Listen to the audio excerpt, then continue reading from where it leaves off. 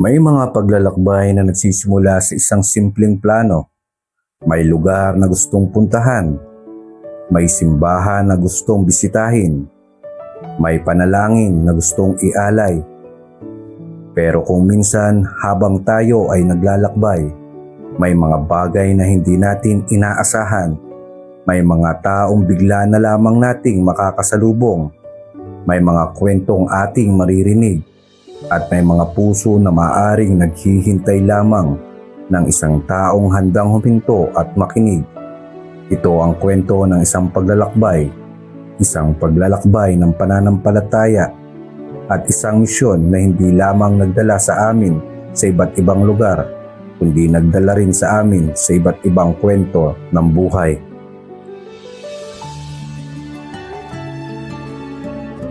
Nagsimula ang aming paglalakbay sa tahanan ni Sister Babes.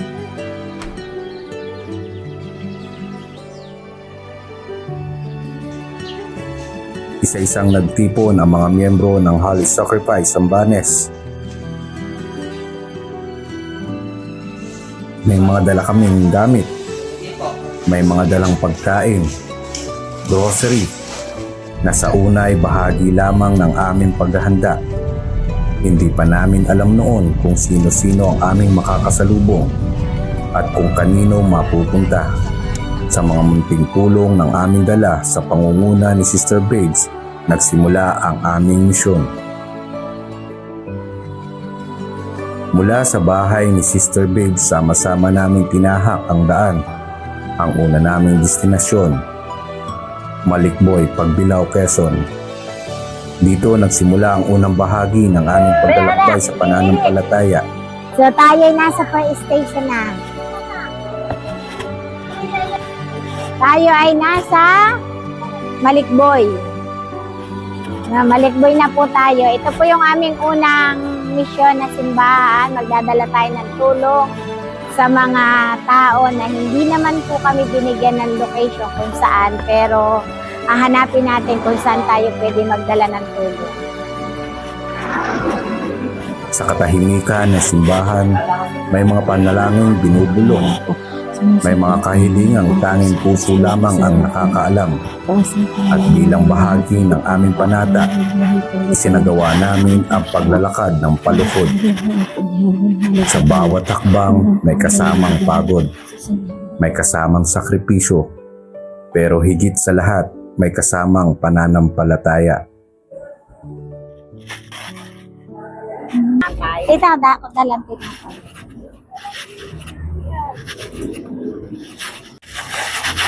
Tita, maigip din po pang merienda ninyo. Apo, para po yung mga naglilinis sa inyo dyan. Sister Ari po. Pag-agwantahan nyo po, no, wag po kayo mag-alala, meron po namang maraming dalang pagkain. Sige po. Maghapon sa inyo. Opo, pag na-mission po namin. Kung saan po kami padpadin. Matapos ang aming pagbisita sa Malikboy, muli kaming bumiyahe.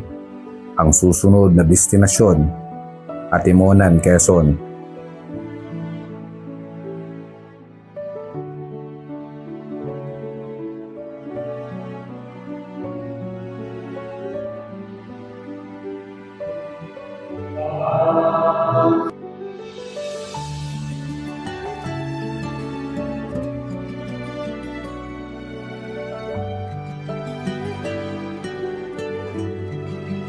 Muli kaming nanalangin.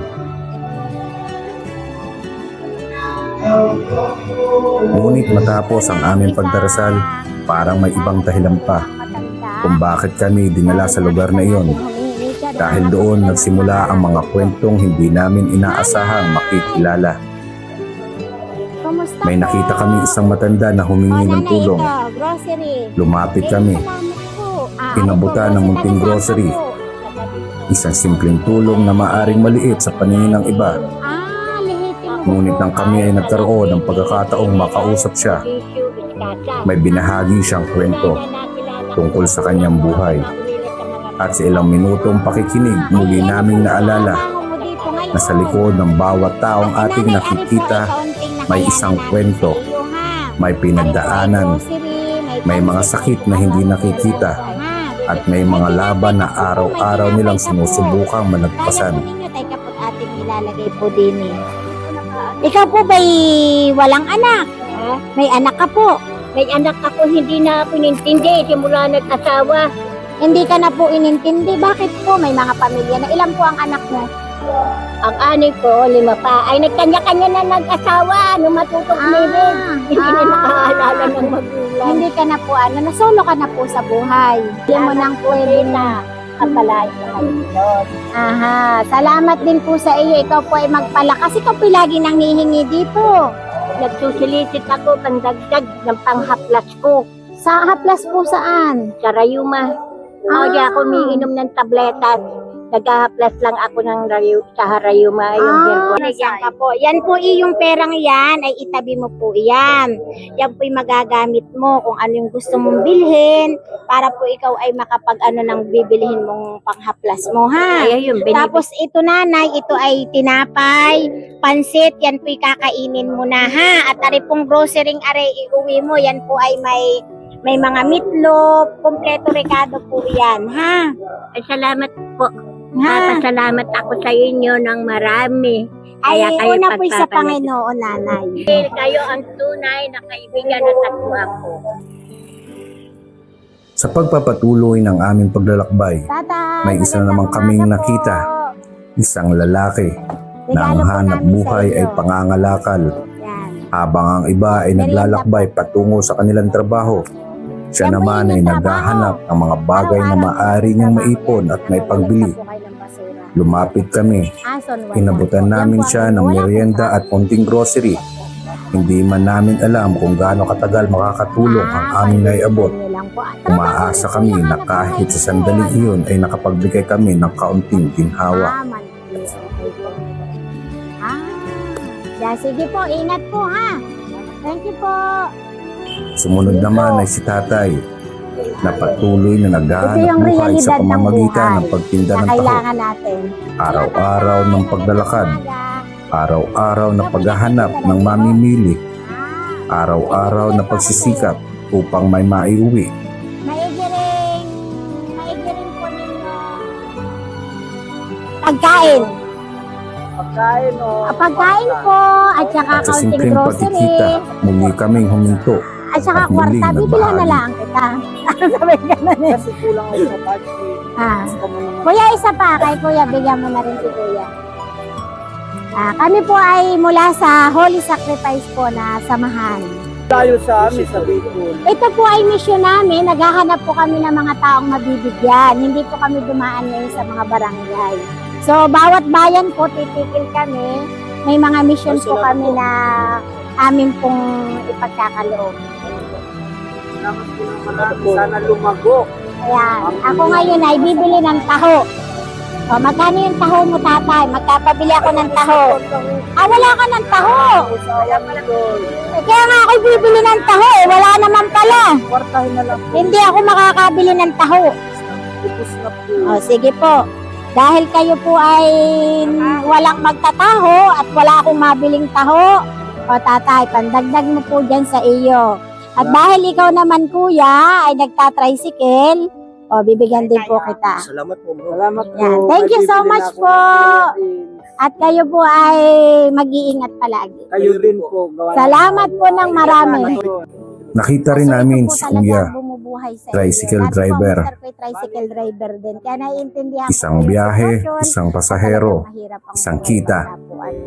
at isang panibagong araw ng paghahanap buhay. Ayun Minsan po, hindi yan po, natin may kailangan awa. makilala ng lubusan ng isang tao Yes po. Yan para po makita ang na ang aming bawat pagkakas isa po. sa atin ay may sariling laban sa buhay. Tulong po sa bahay. Kailangan ano kasi kapasama mo sa Diyos. Sana makarating din ako sa pagbalik sa bahay. At Apo. pamilya ko. Ay gagabayan po kayo ng Panginoon. So kami po ay natutuwa. Nagagalak po kami na makilala kayo mula po dito sa Atimonan. Kami po ay galing na sa ibang lugar. Pero ito po ay kayo ay patatlong tao pa lang po. Kasi kami po ay may 100 katao. Hindi po namin ibinagsak sa mga barangay. Kasi kami po ay taon-taon nagbibigay ng tulong.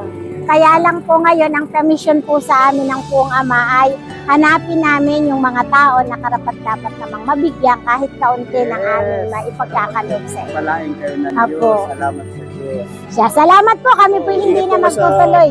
Hindi na po kami magtatagal pala. Sige, ate, Thank you salamat. po. Nagpatuloy kami sa aming biyahe. Ngunit hindi pa man kami nakakalayo, may isang tanawin na hindi namin basta nalampasan. Kuya, Sa tabi ng kalsada may mga pamilyang naninirahan sa mga simpleng tahanan, ayaw mo? mga bahay na gawa lamang sa kawayan at kahoy. Sa aming paningin, tila nakapakarupok ng ilan sa mga ito. Parang isang malakas na hangin lamang ay maaaring magdulot ng malaking pinsala. Isa na ang bahay.